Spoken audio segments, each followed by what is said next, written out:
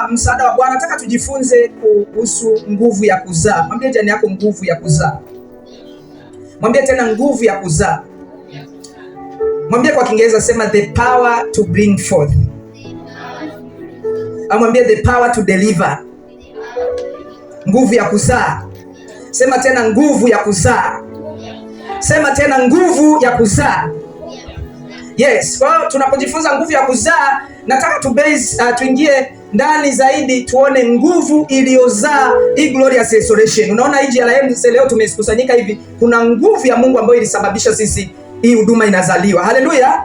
Haleluya! Na ni tangulia kuweka msingi. Biblia inasema katika kitabu cha Mwanzo sura ya 1 mstari wa 28, Biblia inasema Mungu alipoumba mtu, mstari wa 28, mstari wa 26 anasema Mungu akasema na tumfanye mtu kwa mfano wetu, kwa sura yetu, wakatawale samaki wa baharini na ndege. Kwa hiyo baada ya kuwafanya sasa, mstari wa 28 Biblia inasema akawabariki akasema, zaeni mkaongezeke mkaijaze nchi na kuitiisha. Kwa hiyo baraka ya Mungu ya kwanza kabisa kwa wanadamu ilikuwa baraka ya kuzaa. Mwambie jirani yako baraka ya kuzaa. Yes, baada ya Mungu kumfanya mtu, baraka ya kwanza kumtamkia mwanadamu ilikuwa ni zaeni. Akasema zaeni mkaongezeke mkaijaze nchi na kufanya nini? Na kuitiisha. Na endelea sema mkatawale samaki wa baharini na ndege wa angani, mkatawale kila kitu. Lakini baraka ya kwanza ni kufanya nini? Kuzaa. Mwambie jirani yako baraka ya kwanza ni kuzaa. Yes, kwa watu wakisikia kuzaa, kinachoingia akilini haraka ni ile uzazi wa kimwili, biological delivery. Kinachoingia akilini haraka ni kuzaa watoto hawa wa kimwili, wa kibiolojia. Sasa mimi sicho nataka twende ndani zaidi, mbali zaidi ya hapo. Haleluya! Baraka ilikuwa ni kuzaa. Kwa anasema cha kwanza anasema zaeni. Kwa kabla hujaongezeka, ujawa na nguvu ya kumiliki nchi, cha kwanza lazima uanze na kuzaa. Huwezi ukaongezeka bila kuzaa. Haleluya! Haleluya! Baraka ya kuzaa. Ndio maana Yesu alisikika mara nyingi akiwaambia watu zaeni matunda. Anasema sio ninyi mlionichagua, bali mimi nimewachagua nikawaweka mpate kuzaa nini? Matunda, na matunda yenu yapate kufanya nini? Kukaa. He was not talking of biological children. Alikuwa azungumzia watoto wa kibiolojia. Alikuwa anazungumzia kwamba kuna vitu ambavyo Mungu alivyotuumba ametuweka duniani ili tuvizae. Haleluya! Na leo Mungu akupe nguvu ya kuzaa kwa jina la Yesu. Haleluya! Hebu fungua na mimi haraka Luka sura ya 2 mstari wa 7. Luka sura ya 2 mstari ule wa 7. Luke chapter 2 verse 7. Luka sura ya 2 mstari wa 7. Nataka tusome pamoja Luka sura ile ya 2 mstari ule wa 7. 1, 2, 3 twende pamoja. Akamzaa mwanawe kifungua mimba. Akamvika nguo za kitoto, akamlaza katika hori ya kulia ng'ombe, kwa sababu hawakupata nafasi katika nyumba ya wageni. Haleluya! Akazaa nani? Haleluya! Biblia inasema akamlaza wapi? Kwenye hori ya kulia ng'ombe. Kwa sababu nini? Kwa sababu nini? Haleluya! So nimeona vyema watumishi wa Mungu, wakati tunaadhimisha, hii sio ibada ya kawaida. Hii ni ibada, we are celebrating, this is a birthday party of GRM. Hii ni sherehe, ni ibada ya sherehe ya kuzaliwa kwa huduma hii, na leo imetimiza miaka 2. Kwa kama unamuona mtoto hapo mwenye miaka 2, ndio kama huduma hii sasa imetimiza miaka 2. Haleluya! Na nikilink na kuzaliwa kwa Yesu, Biblia inasema alizaliwa kwenye nini? Kwenye hori ya ng'ombe, kwa sababu hapakuwa na nini? Ndiyo, nafasi zingine sehemu nzuri zilijaa. Maana yake Yesu ambaye leo tunasema ni mwokozi wetu, mkombozi wa dunia, hakuzaliwa kwenye viyoyozi, hakuzaliwa kwenye hoteli nzuri, 5-star hoteli, hakuzaliwa sehemu ambayo ni comfortable. Biblia inasema alizaliwa kwenye zizi la ng'ombe na akalazwa kwenye hori ya kulia ng'ombe. Haleluya! Haleluya! Sasa na hii huduma ambayo tunaisherekea leo haikuzaliwa sehemu nzuri sana ambayo unafikiri labda kwenye ukumbi mzuri. Hata hapa penye ambapo Mungu ametufikisha hatukuwa hapa. We were under the tree. Tulizaliwa chini ya mti. Na Mungu akikupa neema, ukitoka baadaye utaona huko mti tu pale mbele yetu, mkorosho. Pastor Frank alikuwa anapenda kuita mkoroshini. Haleluya! Mwambie jirani yako huduma hii imezaliwa mkoroshini. Kwa hii huduma imeanza chini ya mkorosho, chini ya mti. Ni kwa nini najisikia kusema hivyo? Wakati najiuliza, ni muda mrefu of course nimekuwa nawaza, Mungu, ni kitu gani niwaambie watoto wako? Ni kitu gani niwaambie wanao? Bwana akawa ananisitiza nguvu ya kuzaa. Kwa sijaelewa ananisemesha nini nguvu ya kuzaa. Huwezi amini, mpaka usiku wa leo bado natafuta ni kitu gani niseme, kwa sababu huwa sipendi kusema mbele za watu kama sijaambiwa na Bwana. Haleluya, haleluya. So wakati tunaelekea alfajiri, ndiposa wakati naendelea kumwomba Mungu, ndiposa neno likaanza kunijia. Mungu akaanza kunikumbusha vitu ambako Mungu ameruhusu tupite. Tulikoanzia, tumeanza chini ya mkorosho, tumeanza chini ya mti. Hatukuwa na umeme, hatukuwa na kivuli hiki ambacho nakiona saizi. Kuna wakati tumeanza huduma, mvua inataka kunyesha kama hivi, unaona wingu limenuna hivi. Tuko pale chini ya mti tunaabudu, mvua inataka kunyesha. Tunasema Mungu, ole wetu, inyeshe tuaibike hapa. Haleluya, chini ya mti pale. Kwa nini nayaongea haya? Naongea ili nikutie moyo, kama Mungu amekuita kufanya kitu, anza vile vile ulivyo. Haleluya. Mungu akitaka uanze kitu, hakuiti kuanzia kwenye ukubwa. Mwanzo huwa ni mdogo. Mwambie jirani yako, mwanzo huwa ni mdogo. Haleluya. Kwa Mungu inawezekana amekuita, unaona biashara kubwa Mungu anataka ufanye. Unaiona biashara kubwa, alafu unaogopa kuanza. Anza pale pale ulipo. Inawezekana Mungu anataka uwe na restaurant kubwa, uwe na mgahawa mkubwa ambao Dar es Salaam yote itakimbilia waseme mgahawa fulani. Lakini una hela ya kutosha. Una 50,000. Hiyo 50,000 unaweza kuanza kuchoma chapati kidogo kidogo. Haleluya. Hata zile KFC unazozisikia hazikuanza hivyo. Kuna mahali zilianza. Haleluya. Nilikuwa nasoma, napenda kutoaga hii story ya soda ya 7up. Mwanzilishi wa hiyo kampuni ya 7up, nilikuwa nasoma biography yake. Anasema alijaribu mara 6 na feli. Mara ya kwanza akajaribu formula ikagoma. Mara ya pili akajaribu formula ikagoma. Mara ya 5 na ya 6, mara ya 7 akaipata formula, ndio hiyo soda ambayo leo unakunywa unaenda kwa mangi unasema nipe 7 hapa. Lakini mtu alijaribu mara 6 na feli, mara ya 7 na ndo jina la soda yenyewe likatoka hapo kwamba 7up. Manake mara ya 7 amefanya nini? Amepatia. Nataka nikutie moyo wewe ambaye unaanza kitu. Unataka kuanza kampuni, unajiuliza nitaanzaje? Anza hivyo hivyo. Anza pale pale. Mungu atakuinua kutokea hapo. Haleluya.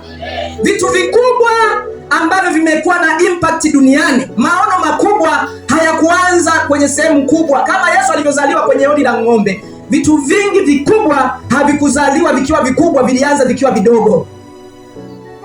Haleluya. Haleluya. Kwa Bwana, kwa neema ya Bwana, nalikuwa mjamzito mimi. Haleluya. Nimekwambia maono yoyote yanafananishwa na uzazi. Haleluya. Ukiona unaita leo sijui kampuni sijui ya Wasafi, kuna mtu aliwaza wazo, na wakati anawaza kuwa na kitu, unanielewa vizuri unasema Coca-Cola, ile kampuni, kuna mtu aliwaza lile wazo, tunalifananisha na mimba kwenye ulimwengu wa roho. Unanielewa vizuri Kwa maono makubwa yanayofananishwa na mimba, yanafananishwa na ujauzito, na kila mtu hapa kuna ujauzito anao. Kuna kitu kinatakiwa kuzaliwa kwako. Kila mtu hapa, hakuna asiye na maono. Asiye na maono manake huyo amekufa, si ndio? Kila mtu kuna kitu ambacho anatamani kitokee. Unatamani uwe nacho, hicho kinaitwa maono. Haleluya. Sasa maono yanafananishwa na mimba. Ukiazaa yakitokea tunasema amezaa. Na ndio maana Biblia inasema pasipo maono mtu ushindwa kufanya nini? Kujizuia. Maana maono ni kama mimba, kama ambavyo unaona mzazi mwenye mimba. Ngoja nitolee mfano. Kwa nini maono yanafananishwa na mimba? Mzazi akiwa na mimba, mama mjamzito, kuna vyakula huwa ajisikii kula, si ndio? Kuna vyakula hawezi kula, si ndio? Nasema nasikia kichefuchefu, sijui kuna vitu vingine hataki harufu hata kusikia. Sasa maono nayo yako hivyo hivyo. Kuna maono ukiwa nayo, kuna vitu lazima ujizuie. Haleluya. Unataka ufike mbali, lakini pombe imekushika, utaki kuacha pombe. Manake kuna kitu huwezi kukizaa. Haleluya. Kuna vitu mimba ukiwa nayo hairuhusu vifanye. Haleluya. Moja wapo ni uzinzi. Ukiwa mjamzito hata nafikiri Sijui sayansi ya jamii imethibitisha kabisa. Mama akiwa mjamzito afu akaenda kulala na mwanaume mwingine ambaye sio baba wa mtoto, hata kwenye jamii wanasema amembemenda mtoto, si ndio? Maana yake mtoto akizaliwa kuna matatizo anakuwa nayo. Unanielewa vizuri eh? Haleluya. Nipungie mkono kama unanielewa. So maono yote yanafananishwa na ujauzito. Kwa hii glorious situation ambayo leo tunasherehekea miaka 2, kuna mtu alianza kuwaza. Kuna mtu alipewa mzigo. Na ujauzito kama ambavyo ni mzigo, usifikiri mama anapokuwa mjamzito anakuwa comfortable. Anakuwa hayuko comfortable. Kuna wakati anaweza kaa anatembea, akafika sehemu tu hakuna godoro, hakuna nini, akalala pale. Ni kwa sababu kuna kitu amekibeba ndani ya tumbo. Haleluya. Ndio maana nawapenda sana mama wajawazito na wahudumia wao. Ujauzito unatufundisha vitu vingi sana. Haleluya. So maono yoyote yanafanishwa na ujauzito. Mjamzito kuna nguo fulani hawezi kuvaa, si ndio eh? Si ndio? Ndio, hata hospitali kabisa wanamwambia usivae nguo za kubana. Ukizivaa utaoa nini? Haleluya. Umeokoka, una maono ya kwenda mbinguni, lakini uachi kutuvalia tight mtumishi. Yaani hiyo umegoma kabisa. Haleluya. Mwambie uwezi ukafika hivyo. Mwambie jirani yako uwezi ukafika hivyo. Mwambie unahitaji kubadilika. Ili mtoto awe salama. Ili maono yawe salama. Haleluya. Haleluya. Haleluya. Kwa vitu vyote vikubwa huwa vinaanza vikiwa vidogo. Usiache kuanza Mungu ambapo amekupa uanze. Juzi nafikiri kama wiki imepita, kuna mwanangu yuko hapa alitualika akasema, baba njoo mnisaidie kuombea nyumba yangu, nataka niingie, nataka nihamie kwenye nyumba yangu. Haleluya. Ukifuatilia ulianzaje, alisema nimeanza kidogo kidogo, lakini mwishowe nyumba imefanya nini? Imekamilika. Ni maono manake alikuwa nayo, alitamani siku moja awe na nini? Na nyumba yake. Na kutia moyo hata wewe unayepanga, Bwana atakupa nyumba yako kwa jina la Yesu. Bwana atakupa nyumba yako kwa jina la Yesu. Hata wewe kuja na daladala, Bwana atakupa gari lako kwa jina la Yesu. Si una maono eh? Bwana atafanya. Amen. Amen. So Bwana, tukati the long story short, nilikuwaga mjamzito mimi. Kama mama mjamzito anatembea ni kama aoni direction vizuri.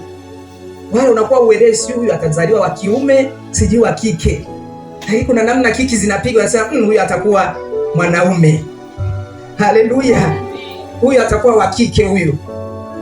Nasema hivyo kwa sababu mimi na mke wangu nakumbuka mimi na mke wangu tulishaandaa kabisa mpaka jina la mtoto. Kwa tulijua kabisa. Haleluya. Pigie Bwana makofi. Kuna namna unaweza ukajua.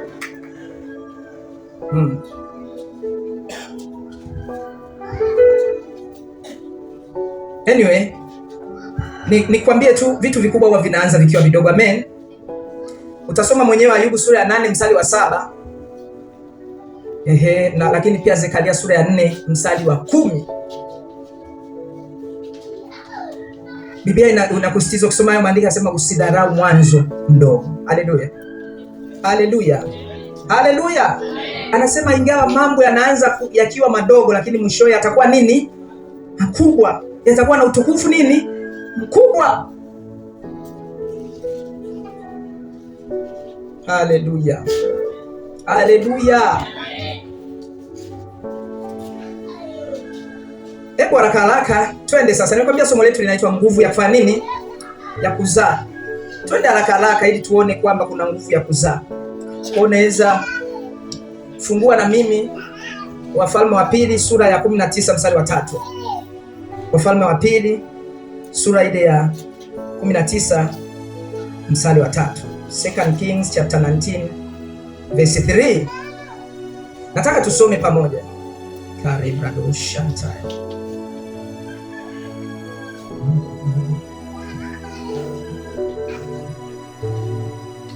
Umefika eh? Nasubiri ufike. Sina cha kukurudishia Bwana fadhili shana umetenda yaliyo makubwa.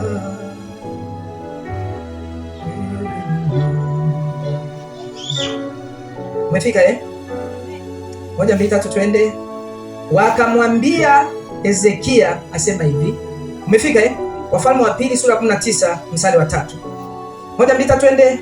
Wakamwambia Hezekia asema hivi, siku hii ni siku ya dhiki na aibu na matukano, maana watoto wa tayari kuzaliwa, wala hapana nguvu za kuwazaa. Turudie tena.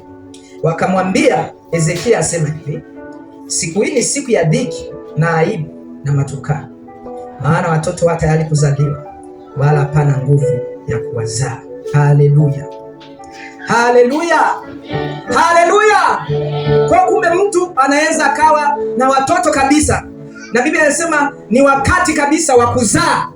Watoto wako tayari kwa nini? Kuzaliwa. The children are ready to be delivered. Kuna wakati kabisa mama mjamzito unafika, ni wakati wa kufanya nini? Wa kuzaa. Na ziko nyakati kabisa mama mjamzito anabeba mimba, ujauzito kwa muda wa miezi mingapi? 9. Kwa miezi 9 ikifika, tunaanza kukadiria labda ni wiki ya ngapi, labda tarehe ngapi, inaitwa wakati wa kuzaa. Sasa hapa Hezekia anasema watoto hata tayari kuzaliwa, lakini hakuna nguvu ya kufanya nini? Ya kuwazaa. Kumbe kuna kitu kinaitwa nguvu ya kuzaa watoto. Kwa ili mtoto azaliwe, kuna nguvu ambayo inahusika azaliwe yule mtoto. Haleluya, haleluya. Nikupe mfano tu wa mama mjamzito wa kawaida. Nimekwambia mama mjamzito anapokuwa hospitalini, pia anakaribia kujifungua, kuna vitu vinatokea. Mojawapo, kuna kitu kinaitwa uchungu. Sema uchungu. Haleluya. Na ule uchungu Mungu ameweka makusudi ili usababishe kitu, ili isababishe yule mama asukume mtoto atoke. Sasa ile kusukuma, kuna nguvu inahusika ili kusukuma yule mtoto afanye nini? Azaliwe, atoke. Hiyo ndio inaitwa nguvu ya kuzaa. Sema nguvu ya kuzaa. Mwambie jirani yako unahitaji nguvu ya kuzaa. Mwambie tena unahitaji nguvu ya kuzaa. Haleluya, haleluya. Kwa hata huduma hii ya GRM kabla haijazaliwa siku zake za mwanzo, tumeona hapo anasema ni nini? Tukamwambia Hezekia asema hivi, siku hii ni siku ya dhiki na aibu na matukano. Mwanzoni ilikuwa siku ya dhiki na aibu na matukano. Haleluya. Nimekwambia tulianza chini ya nini? Ngoja nione kama mnanielewa. Tulianza chini ya nini? Ya mkorosho. Wewe sio aibu hiyo. Tuseme tu kweli kibinadamu. Kweli sio aibu. Sio aibu sio aibu kwa sababu unajua ni mtoto wangu. Si ndio Nilikuwa nafuatilia, kuna picha fulani ili trend. Wanasema siku kwenye vita ya pili ya dunia kuna mtoto alikuwa amebeba maiti. Amebeba muda mrefu mpaka askari wa Kimarekani wakamwendea wanamwambia, wewe mweke huyo mtoto chini, mweke, si amesha kufa, mweke chini, amekufa. Akamwambia sio mzito, ni mdogo wangu. Kwa kuna namna kitu kikiwa cha kwako, hata kama kina uzito au kinatia aibu, unakibeba hivyo hivyo, si kweli? Haleluya. Lakini tukienda kibinadamu kabisa, chini ya mti mtumishi mmeanza huduma, sio ni issue ya aibu kidogo, si ndio? Inahitaji kidogo akili zifyatuke, ujizime data. Haleluya. Na nakwambia hata mambo yako, kuna mambo makubwa yanatakiwa kuzaliwa kwa maisha yako, lakini hayatazaliwa mpaka ujizime data. Ukitumia akili za kawaida hayawezi kutokea. Kuna watu kabisa hapa, mimi kuna mtu anamwambiaga, yuko hapa, nikimwangalia kichwa chake namwambia kabisa, wewe ni kiwanda kinatembea. Yaani wewe unaweza ukawa na kiwanda kabisa kama Baharesa Group pale, ukawa na kiwanda kabisa, ila inahitaji ufanye nini? Ujizime data. Haleluya. Hebu mwambie jirani yako, ili lile jambo litokee, jizime data.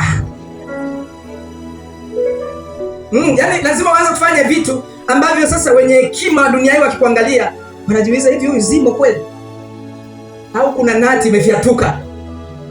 Haleluya. Kumbe wewe unaona wasichofanya nini? Wasichokiona. Ukimwona mama anatembea anakubali kugaragara, kuna kitu ambacho amekibeba, nyie hamkioni, ila yeye anakiona na kisikia. Haleluya! Ninakwambia hatukuanza kwenye nyumba nzuri, hatukuanza kwenye watu wengi wanakodigi mahall. We didn't have that money. Haleluya! Hatukuwa na umeme. Watumishi wa Bwana wanajua hapa. Tumewahi kukatiwa mpaka umeme. Sasa tumehamia hapa, tukataka God bless, Mungu akubariki. Tukataka tuweke umeme kwa sababu Mungu alitusaidia, kuna vyombo tulikuwa navyo tayari. Tukavuta umeme kwa mpendwa kwa muda. Si mnajua maombi ya walokole? Kwa sasa tumepata vyombo, tukawa tunapiga maombi yanaenda. Kumbe yakienda anavuruga vitu vya watu. Kwa mtaani wakatufanyia figisu kwamba wamechota umeme. TANESCO walikuja wenyewe kung'oa nyaya zetu hapa. Sijui kama unaelewa. Na Mungu alivyo mbabe, mwambie jirani yako sife kinyonge. Nakumbuka ndani ya wiki hiyo tukasema sawa, umeme wameuondoa ule. Ulikuwa ni illegal, ndio. Tumeuchukua kwa mtu kwa kumuomba mtu. Of course inaruhusiwa, lakini tu kuna maelezo alitoa. Yaani mtu anakaa kabisa anaanza kupiga simu TANESCO, njoo kuna watu wamepitisha nyaya sijui wapi. Tunataka zisije zikawadhuru watoto. Ila ndani ya ile wiki tukamwambia Mungu, hatakuwa wengi, tulikuwa wachache. Haleluya. Tukamwambia Mungu, sisi tumeshaanza kukusifu kwa vyombo. Hatuwezi kurudi tena kwenye makofi. Turudi tena ainuliwe Mungu wetu. Tukasema Bwana pana. Hata kama umeme umeondoka, ndani ya hii wiki tunataka umeme. Kuja kufikia Jumapili tunataka nini? Yes. It was our humble beginning. Na ili umeme uharakishe haraka, yani ndani ya siku 7 wa kushughulikie. Maana kuna hela nyingi lazima ulipe emergency fund. Inaweza ikawa nakwambia palipo na nguzo 3.5 tu tunaweka umeme. Lakini nakuhakikishia kabisa zilifika kama 800,000 au 1,000,000 au milioni ilikata kabisa. Kuanza kuingiza huo umeme. Lakini tulihakikisha unaingia na ukaingia. Mpigie Bwana makofi. Within that single week. Haleluya. Haleluya. Mwambie jirani yako mwanzo mdogo. Nimemwona huyu aliyeniletea hii sadaka ni mama yangu mdogo, ni mama mdogo yangu. Ananijua, tumehaso pamoja kabisa. Amenilea nikiwa huko sekondari huko Olevo. Nafikiri atakusalimia baadaye. Haleluya. Mwambie jirani yako mwanzo mdogo. Kwa mambo makubwa hayaanzi na ukubwa. Kama unataka kukwepa aibu, wewe huwezi ukafanya mambo makubwa. Kama unataka kukwepa aibu, huwezi ukafanya mambo makubwa. Lazima ulipe gharama. Kuna gharama kwenye maisha ili fanye vitu vikubwa. Kuna gharama inaitwa gharama ya aibu.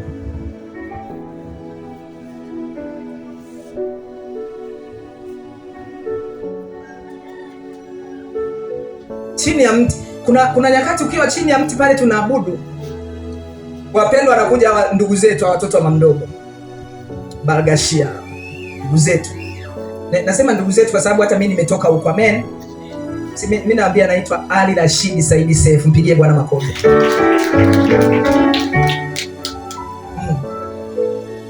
Wanakuja pale. Nakumbuka siku wanatuletea vyakula pale chini. Wana ibada yao ya hitma. Wanakuja kabisa, wanaona tuko ibadani, lakini kwa sababu tuko nje wanakuja tu. Nyakati nyingine tulikuwa tunafika pale. Kuna siku mama ametangulia kufika pale. Amekuta wamechinja sijui ni vitu gani pale. Wamefanya na makafara yao kabisa. Sehemu ya madhabahu. Haleluya. Yes. Kwa manake ni ibada mbili zinaendelea. Ibada ya Jehova tunamsifu Bwana, alafu kuna wengine wanapiga ibada yao usiku. Hadi tukafukuza zile takataka, mama akazikuta akafagia. Tukafagia, tukasafisha kwa damu ya Yesu, tukaendelea na ibada. Then Mungu akiwa anatuandaa baadaye ndo tukapata hii hema ya muda. Haleluya. Mwambie jirani yako, hii ni hema ya muda. Huwa nawaambia hapa kuna nyakati utakuja hapo utakuta bonge la gorofa liko hapa.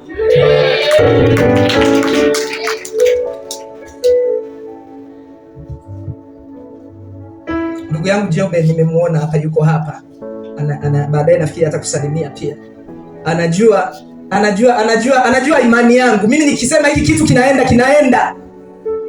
Haleluya. Nikisema kinatokea. Na wewe kama mtoto wa Mungu lazima uwe hivyo. Watoto wa Mungu ni watoto ambao wanang'ang'ana jambo mpaka litokee. Usiache adui afanye abortion ya maono ambayo Mungu ameweka ndani yako. Haleluya. Usiache yeyote afanye abortion. Au sijui mimba imeporomoka. Usiache mtu aporomoe maono yako kwa jina la Yesu. Sema kwa jina la Yesu. Shetani, huna nafasi ya kuharibu future yangu, ya kuharibu maono yangu kwa jina la Yesu.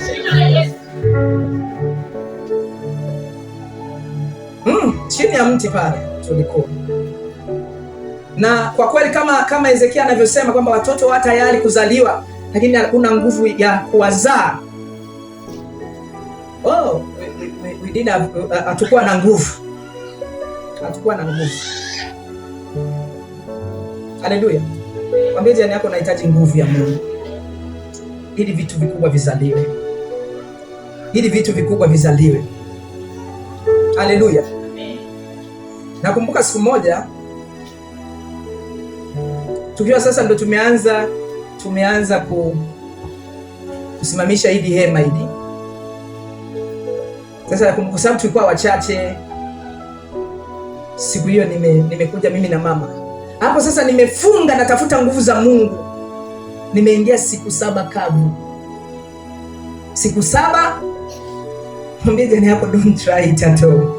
Mwambie usijaribu. Yaani siku 7 kavu maana yake ni siku ya kwanza ujala wala kunywa kitu. Siku ya pili, siku ya 3, siku ya 4, siku ya 5, siku ya 6, siku ya 7. Ni masaa mangapi? Siku 7. Sasa wewe pima masaa 24 mara 7. Haleluya. Namtafuta Bwana, natafuta nguvu za Mungu. Na siku hiyo sasa nikiwa siku ya 6. Mama Jemima can testify this. Tumekuja kanisani tunabeba hizi kenchi mbao, tulikuwa tunamalizia kutundika kuweka hizo mbao hapo juu. Kwa hiyo tunasomba mbao, tulikuwa tumepasua mnazi sehemu. Nikaja mimi na mama mke wangu tunasomba zile papi. Mama akaniambia acha nitasomba mwenyewe. Mimi nikamwambia nitakusaidia kwa sababu nilikuwa nasikia nguvu. Niko siku ya 6 mtumishi.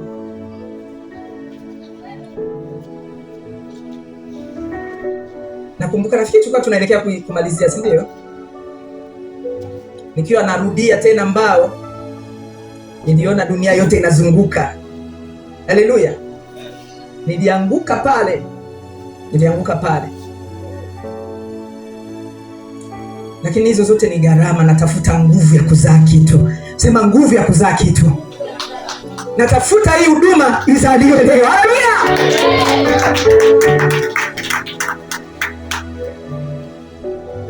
Ukiwa na shauku ya kumzaa mtoto, wakati wengine wanaona wanakurumia, huyu mtu anapitia maumivu, inawezekana wewe uyasikii. Kwa sababu kuna kitu ambacho unajua, kuna kitu kikizaliwa unakuwa na furaha. Haleluya. Wao unaona kule ambapo wao waone. Haleluya. Oh my God. Kwa lazima wana nguvu. Sikia anasema watoto hata tayari kuzaliwa lakini hakuna nguvu ya kuwazaa. Kwa hiyo nilianguka pale nikiwa natafuta nguvu ya kuzaa. Sema nguvu ya kuzaa.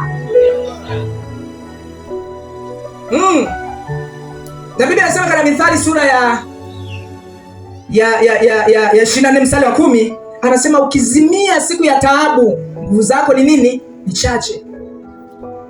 Kwa nini kwa natafuta nguvu? Niongeze nguvu. Mwambie jirani yako ongeza nguvu. Mwambie tena ongeza nguvu.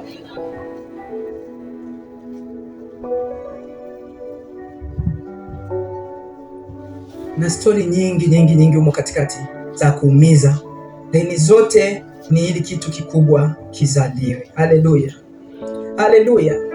And to cut the long story short, Mungu alitupa nguvu, ndio maana unaona hii huduma imezaliwa hapa. Haleluya, simshangilie Bwana. Kabisa. Kuna wakati tukikaa chini tunaangalia kule Mungu ametutoa na hapa tunapofika, tuna uhakika tunakoenda. Tuna uhakika tunakoenda. Haleluya. Kama miaka 2 Bwana ametufikisha hapa, tuna uhakika miaka 5 kuna sehemu tutakuwa. Haleluya. Yes. The power to bring forth. Na Mungu akatupa hiyo nguvu ya kuzaa. Nakwambia Mungu alitupa nguvu ya kuzaa kwa sababu hili eneo hata halikuwa hivi. Lilikuwa mapoli kuliko unavyoona hivi. Wakati huo tunafika mara ya kwanza, nakumbuka nilikuja na Pastor Frank.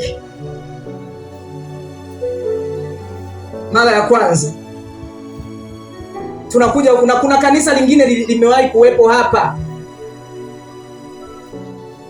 Kwa sababu nguvu zilipungua, wauni wakali knock out. Sema sio mimi kwa jina la Yesu. Kuna watu wameanza biashara, shetani akaziangusha. Sema sio ya kwangu kwa jina la Yesu. Sema mara hii nasimama kwa jina la Yesu. Sema mara hii biashara yangu inasimama kwa jina la Yesu. Ndoa yangu inasimama kwa jina la Yesu. Mungu aliyetusaidia sisi jina leo kusaidia na wewe kwa jina la Yesu. Ninataka Ebeneza jengwe juu yako. Ninataka Ebeneza uwe msingi wangu. Ninataka Ebeneza jengwe juu yako. Ninataka Ebeneza uwe msingi wangu. Jiwe langu nakutamani sana. Jiwe langu natamani, nakuhitaji sana. Ninataka Ebeneza ujengwe juu yangu. Ninataka Ebeneza uwe msingi wangu. Jiwe langu na pembeni, nakutamani sana. Jiwe langu natamani, nakuhitaji sana. Ebeneza, jiwe langu. Ebeneza, jiwe langu. Ninataka maisha yangu yajengwe juu yako. Ninataka na nyumba yangu ijengwe juu yako Yawe. Nyumba zilizojengwa juu yako Yawe hazivunjiki kamwe. Maisha yaliyojengwa juu yako Yawe hayaharibiki kamwe. Ninataka Ebeneza ujengwe juu yako. Ninataka Ebeneza uwe msingi wangu. Jiwe langu la pembeni, nakutamani sana. Jiwe langu natamani, nakuhitaji sana. Ebeneza, jiwe langu. Ebeneza, jiwe langu. Ebeneza, jiwe langu. Ebeneza, jiwe langu. Haleluya.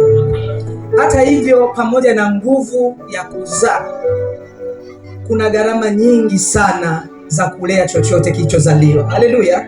Ukiona mtoto amezaliwa, yes, kwa mfano mtoto huyu anaitwa Jovin, ana miaka 2, manake ni kama analingana na hii huduma. Haleluya. Kwa ukitaka kuiangalia hii huduma, angalia huyu mtoto. Kabisa. Kuna gharama nyingi mpaka unamuona huyu mtoto amefika hapo.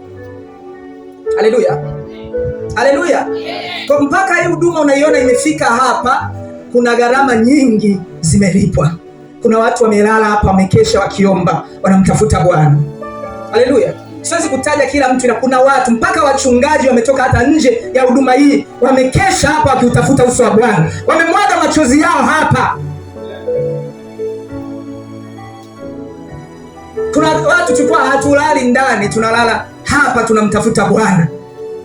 Maana kuna gharama nyingi, gharama za fedha, gharama za maombi. Kuna watu wamewekeza fedha zao. Kila kitu unachokiona manake ni gharama. Kama unataka uzae kitu na kipate kukaa, hakikisha uogopi kulipa gharama. Hakikisha uogopi kulipa na gharama. Na ukweli kabisa, kuna watu wengi ambao wengine tuko nao JRM, wengine tulianza nao, wengine katikati wakaondoka kwa sababu ya ugumu. Mwambie jirani yako, kulea sio mchezo. Lakini kuna wengine tumeng'ang'aniana, tumeambatana tangu mwanzo na leo bado tuko nao. Wapigie makofi kwa jina la Yesu. Tangu chini ya mti mpaka hapa bado tuko nao. We appreciate. Yaani kwamba wameamua kwamba inyeshe mvua liwake jua, sisi tunaenda. Haleluya. Lakini pia tunawashukuru sana wale wote ambao walikuwa na sisi lakini kwa sababu moja au nyingine hawapo tena. Kuna gharama bila shaka wamezitoa pia. We appreciate. Kwa ukiona mtoto anaongezeka, kuna gharama zimelipwa. Ukiona mtu amelea mtoto mpaka mtoto amemaliza shule, ameenda sekondari, amefika chuo, amemaliza, ameajiriwa, kuna gharama amelipa. Haleluya. Haleluya. Yes, nakwambia tuko na miaka 2, nakupa mfano wa miaka 2, mtoto wa miaka 2 ni huyo. Kwa hiyo kama unaweza ukaona kwamba tunakuelekea, yani tunapotaka kwenda, bado yani ndo kwanza tunaanza safari. Haleluya. Haleluya. So you can be a part of this ministry. Unaweza kabisa ukawa sehemu ya huduma hii. Haleluya. Yes. Kuna watu wengine labda wanafikiri sisi ni tawi. Sisi sio tawi. Yaani hapa ndo headquarters. Ndo tumeanza.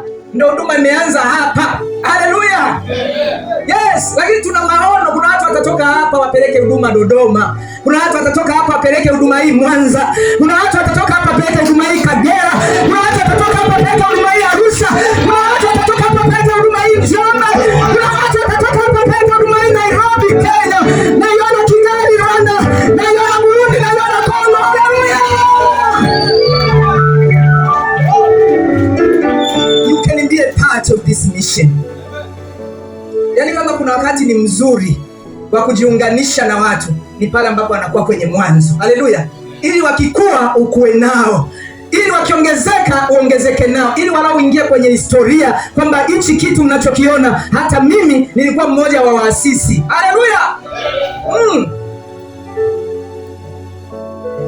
Lakini Jobeli anapokuwa naona anafurahi kwa sababu kuna wakati yeye ndo alikuwa ananiambia, lakini kaka, unaweza kuanzisha huduma. Nikaa namwambia mimi sijaitwa huko.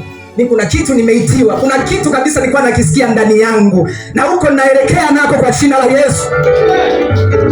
Haleluya. Yes, kuna gharama zimelipwa. Ukiona mtoto amezaliwa hapo katikati, sio watu wote utakuwa nao wakati unazaa kitu. Kuna watu wengine Mungu atakuletea ni wakunga, ni wakukuzalisha tu alafu aondoke. Nilikuwa naongea na apostles mmoja, nikamwambia kwenye huduma Mungu atakuletea watu. Na watu wako wa aina kama 5.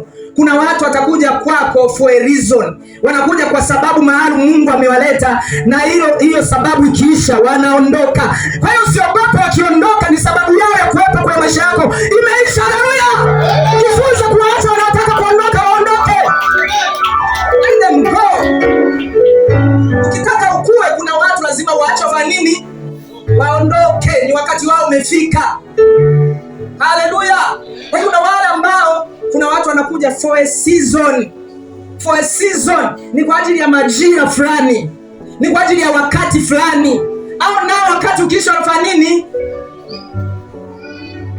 Lakini kuna wengine watakuja for a lesson. They will come for a lesson. Watakuja kwa maisha yao ili wakufundishe somo fulani. Kuna kitu unahitaji kujifunza kwao, na wenyewe wakimaliza watafanya nini? Watasepa. Usitake kuang'ang'ania. Kama wakati wao kuondoka umefika, waacha wafanye nini? Haleluya. Na hilo ndilo neno la Bwana linachoma mpaka kwenye moyo. Nasema na mtu ambaye unasema fulani kabisa aliniambia atanioa kabisa, lakini sasa naona ameondoka. Mbona siku hizi hata simu zake sizioni tena? Mwache asepe akuwa wa kwako. Bwana atakuletea wa kwako kwa jina la Yesu. That is the word of God. Alikwambia kabisa, yani saa hizi nataka nilete barua, nataka nije kujitambulisha. Mkao mnaitana baby, sweetheart, my darling.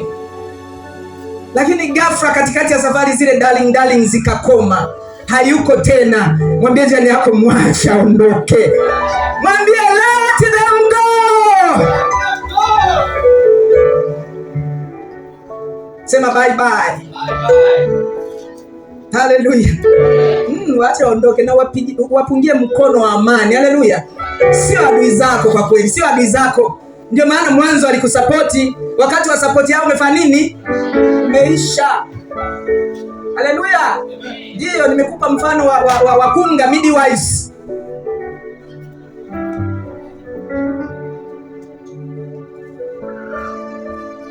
Kuna wakina mama hapa mna watoto, mnaelewa Ni nani anamkumbuka mkunga aliyemzalisha? Mama wenye watoto nipungie mkono. Mama wenye watoto. Niambie ukweli, kati yenu ni nani huwa anawasiliana na yule mkunga aliyemzalisha? Yani unamkumbuka kila siku, mnaongea, unamwambia asante kwa kunizalisha yule mtoto. Sasa hizi ana miaka 14. Ni nani? Hata kumkumbuka umkumbuki, si ndio? Au kama unamkumbuka ni sura, amkutani tena, si ndio? Kuna watu wamekuja kama wakunga, amekuja kukuzalisha na kufanya nini?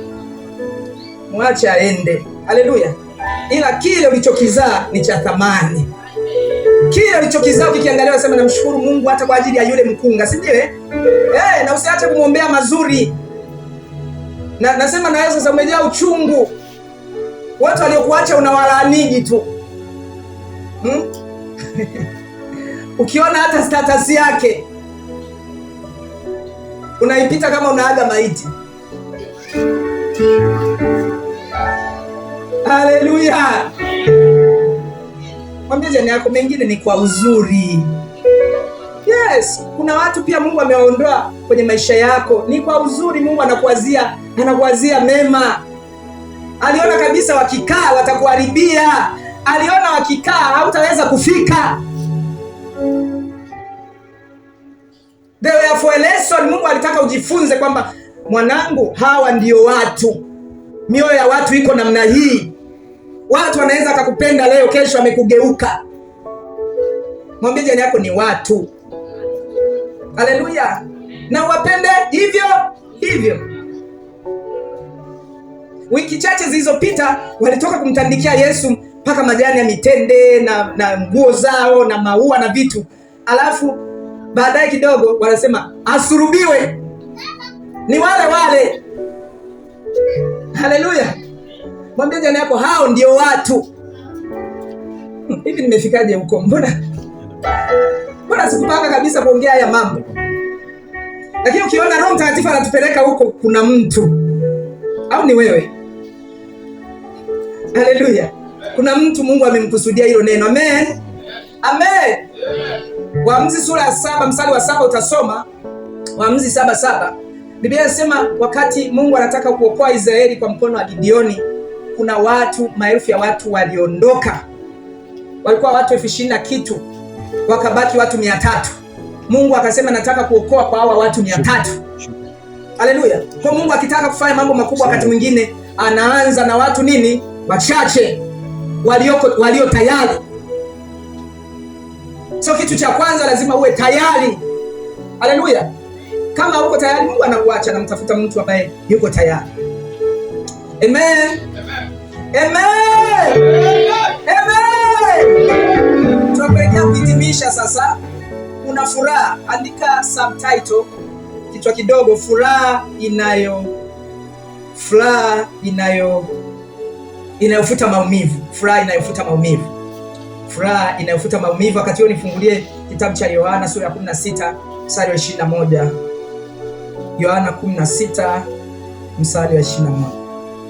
Na kuna mtu uko mahali hapa unapenda kuumiza watu Acha hayo mambo, sio mazuri. Ukimuumiza mtu bila sababu yatakurudia.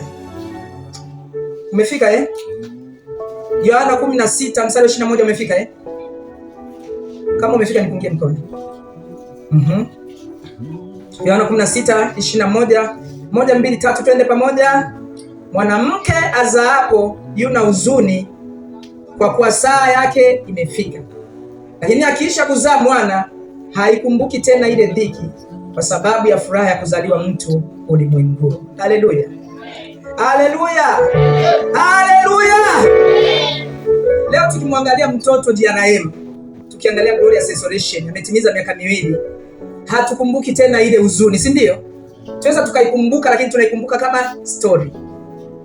That's why kuna vitu I'm just telling the story. Lakini ukihadithiwa unaweza ukafikiria haikuwahi kuwa reality, lakini ndio ilikuwa ukweli. Haleluya. Na siku zote wanasema yesterday is a story, is history, has already gone. It won't come back. Kwa kuna mambo tuliyapitia, hatuwezi kuyapitia tena. Haleluya. Tunaiangalia leo lakini tunaitazamia kesho yenye utukufu mkubwa. Amen. So Biblia inatuambia hapo mwanamke azaapo, wakati akiwa anazaa, anakuwa kwenye hali ya huzuni, anakuwa kwenye hali ya uchungu, anakuwa kwenye hali ya mateso, anakuwa kwenye hali ya maumivu. Lakini Biblia inasema akisha kuzaa akumbuki tena nini? Yale maumivu, anaanza kucheka na mtoto wake. Anaanza kumwangalia mtoto wake. Haleluya. Mtoto akimwangalia mtoto anapata faraja. Ndivyo ulivyo wewe. Kuna mambo ambayo Mungu ameruhusu yapitie.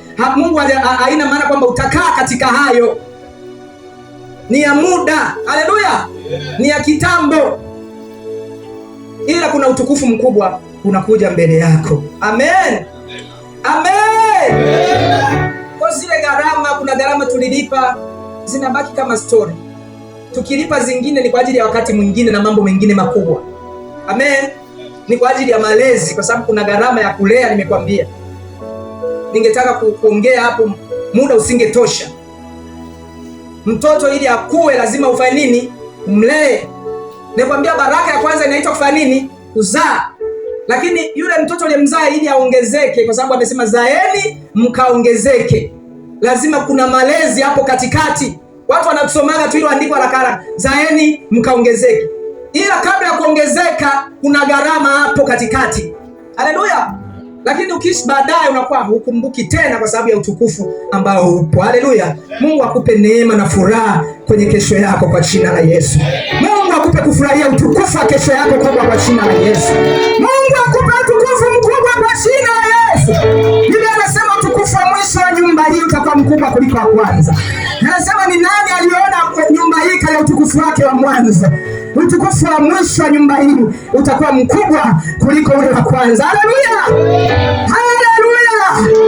Na leo kipengele cha mwisho tunaenda kuiweka wakfu huduma hii ya Glorious Restoration. Tunapenda kuweka wakfu na kuhitimisha kabisa. Naomba tusome ukiwa umesimama. Simama tusome Samueli wa kwanza sura ile ya kwanza. Mistari miwili tu, mstari wa 27 na 28. Samueli wa kwanza sura ya kwanza 27 na 28. First Samuel chapter 1 verse 27 to 28.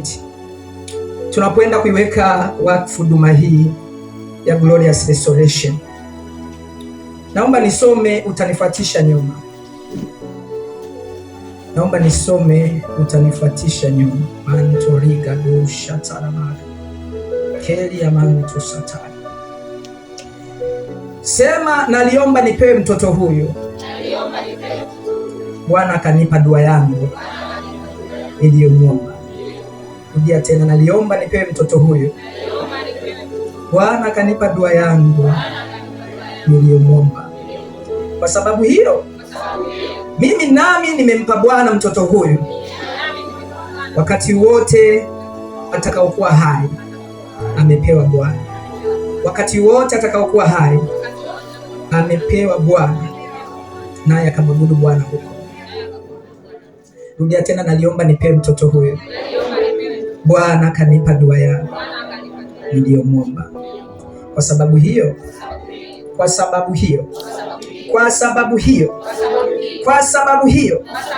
nami nimempa Bwana mtoto huyu wakati wote atakaokuwa hai.